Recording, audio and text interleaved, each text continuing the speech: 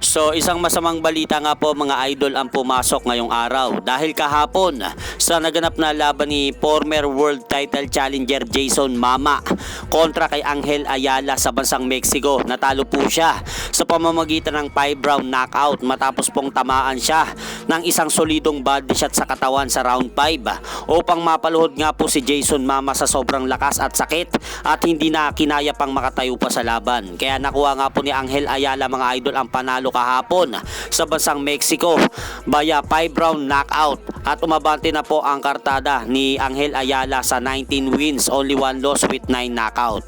Habang ito na po ang ika-4 na talo ni Jason Mama sa kanyang professional boxing career.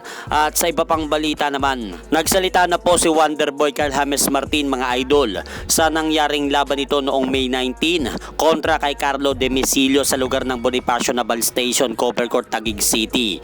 At sinabi nga po dyan ni Carl James Martin mga idol na dismayado po ang kanyang team dahil dyan daw ginanap sa Covercourt ang kanyang laban dahil inaasahan daw ng kanyang team ay doon daw sa venue kung saan lumaban si IBF World Minimum Weight Champion Pedro Taduran at former IBF World Super Flyweight Champion Jerwin Angkahas. Pero noong pumunta daw sila, dala ang kanilang sasakyan, gumamit pa daw sila ng Waze mga idol upang matukoy kung saan ang venue ng paglalabanan. Kaya nagulat nga po daw ang kanyang kampo dahil sa Covercourt lang gaganapin ang kanyang laban. Pero bilang respeto daw, sinabi ni Carl James Martin mga idol, ay tinuloy pa rin po ni Carl James Martin ang laban upang mabigyan pa rin po ng saya ang mga manonood ng laban nila. I-update ko na po kayo sa nangyaring laban noong May 16. Doon po sa negosasyon po namin, ang venue na nasabi po sa amin ay doon sa loob ng gymnasium sa Navy. Kung natatandaan niyo pong lahat, doon po ginanap yung laban ni Champ Jerwin Angkahas and ni Champ Pedro Taduran po. Yan po yung nakikita nyong laban po na yan.